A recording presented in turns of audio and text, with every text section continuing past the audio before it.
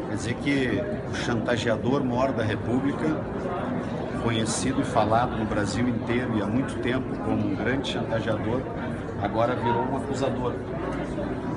Seria como se eu imaginasse que todas as matérias que vocês fizeram, todo o debate que ocorreu e que foi público no Brasil inteiro ao longo das últimas semanas, fosse uma grande ficção científica e que na realidade então o deputado Eduardo Cunha, este sim, que reunia de manhã com a oposição, no dia seguinte com outros setores da base, que reunia com todos os lados tentando de qualquer maneira salvar o seu mandato, e que casualmente no momento em que a bancada do PT decide que vai votar pela continuidade do processo que ele responde no Conselho de Ética, que não poderia ser diferente, ele, horas depois, abre o caminho para este golpe que a oposição pretende implementar no país. Ele não tem nenhuma credibilidade para acusar ninguém. Aquilo que a presidenta falou ontem, em rede nacional, com todos os jornalistas que acompanharam, é aquilo que todos os deputados falam aqui dentro da Câmara. É aquilo que 99%, se não 100% dos jornalistas que cobrem a política brasileira diziam. Eduardo Cunha conduzia um processo de chantagem e negociações cujo objetivo era salvar o seu próprio mandato. Como ele não está conseguindo salvar o seu próprio mandato, ele partiu para o desespero final, ou seja, abriu o processo de impeachment, abriu as portas para este convulsionamento do país que interessa para ele. Você sabe que o presidente Eduardo Cunha não conversa comigo há mais de um ano. Ele não se conforma até hoje porque eu fiz campanha para o Arlindo Quinalha, aliás, seria muito melhor para o Brasil. Foi um prejuízo enorme para o Brasil ter um presidente com o perfil de Eduardo Cunha na presidência da Câmara. Está sendo. Como eu fiz campanha para o Arlindo Quinalha, desde aquele período ele me transformou em um dos seus desafetos. Ele, aliás, é um homem muito virulento com seus inimigos. Ele não pense, por exemplo, que nós vamos aceitar que ele seja o condutor das decisões de como vai ser votado um processo de impeachment no parlamento. Ele não tem nenhuma credibilidade. Aliás, eu vi a entrevista dele, é quase uma piada, gente. Ele dizendo que está fazendo análise técnica. Ele é um homem à beira da morte que está lutando pela sua sobrevivência. Ele não tem nenhuma condição de fazer análise técnica de nada. Ele já deveria estar afastado da presidência da Câmara. Aliás, eu estou estranhando que os líderes da oposição não estão voltando a esta tribuna, como eu estou com vocês aqui, para pedir o afastamento dele da presidência. Até a semana passada, os líderes do PSDB, do Democratas, não vinham aqui e diziam: Eduardo Cunha deve se afastar da presidência. Eles mudaram de ideia? Eles esqueceram o que eles falaram? Ou agora eles voltaram a ser aliados do Eduardo Cunha? Porque o Eduardo Cunha abriu o caminho para o golpe que eles tanto desejam. E quero dizer mais para vocês. O que eu ouço no bastidor, e isso obviamente eu não tenho provas, né? Mas o que eu ouço no bastidor é que ele está estabelecendo negociações e acordos com a oposição. Negociações e acordos, por exemplo, de postergar a votação no Conselho de Ética. Eu vi também o deputado Paulinho, que é da tropa de choque dele, falando aqui há pouco, né?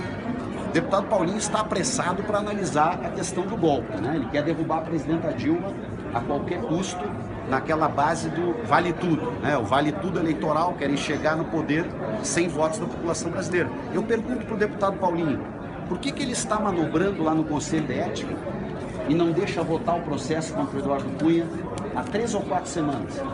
Por que o presidente Eduardo Cunha não chama o presidente do Conselho de Ética e pede para ele marcar com urgência, para segunda-feira, por exemplo, com a máxima urgência, a votação do Conselho de Ética, que já tem um parecer pronto?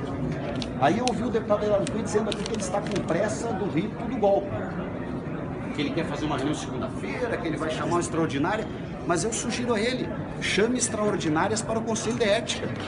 Diga para a tropa de choque dele no Conselho de Ética votar a favor da admissibilidade, mas não aquela manobra que ele estava fazendo da admissibilidade de mentira, que era aquela que não incluía o poder do Conselho caçá-lo. Porque era esse o acordo que eles estavam fazendo, vocês acompanharam, né? O acordo era, vamos votar uma admissibilidade de mentira, onde a punição só pode ir até uma advertência verbal. Não, a punição para ele é a punição da cassação do mandato. Porque o volume de provas, evidências, de ilegalidades que ele tem cometido é enorme e extremamente consistente. Então vocês vejam a gravidade do que o Brasil está vivendo com a Câmara Federal nas mãos de um presidente com esse desequilíbrio emocional que ele tem, com este uso deslavado que ele faz de abuso do poder. Eu espero que o Supremo, inclusive, coloque freios nisso, porque nós temos um sistema de poder onde há equilíbrio entre os poderes. Então eu espero que o Supremo coloque freios a isso. Ele está aqui alucinadamente usando o poder de presidente da Câmara para intimidar, para chantagear, para tentar inviabilizar questões importantes para o país, inclusive na pauta de votações. E eu só dei este exemplo, poderia dar outros, né? Não vai ser na sala do Eduardo Cunha, que está aqui atrás de mim, que vão fazer as regras de como ele vai jogar a partida que interessa para ele.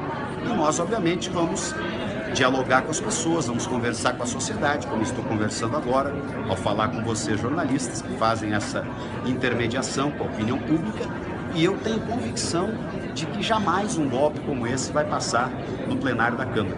Eles, em primeiro lugar, não têm votos para isso, mas, em segundo lugar, eles vão demorar muito para chegar a um eventual momento de votação. As pessoas perguntam, mas como é que o senhor acha que vai ser a votação? Eu digo, calma, este golpe está tão carregado de ilegitimidades que ele não vai chegar assim mais a ser votado. Todos os recursos que tornem, que sejam passíveis de serem feitos e que sejam de acordo com o processo legal, com respeito à Constituição, nós faremos. Evidentemente, nós estamos aqui, infelizmente, numa guerra política que não termina, porque a oposição que trabalha, parte dela, na ideia do quanto pior, melhor, ela não aceita o resultado da eleição há 13 meses consecutivos. Ela inventa diversos mecanismos para não aceitar, inclusive tem um outro irônico que eu vou me permitir brincar com vocês. A oposição inventou um esquema que é o seguinte: as urnas eletrônicas no Brasil não são confiáveis, só para os votos que a presidenta Dilma recebeu. Os votos que os deputados da oposição receberam na mesma urna eletrônica, esses não tem problema nenhum. Eu nunca vi um deputado subir na tribuna lá da oposição para dizer as urnas eletrônicas brasileiras não são confiáveis, portanto quero entregar o meu mandato para fazer uma nova eleição. É brincadeira, gente, é muita irresponsabilidade com a democracia do país.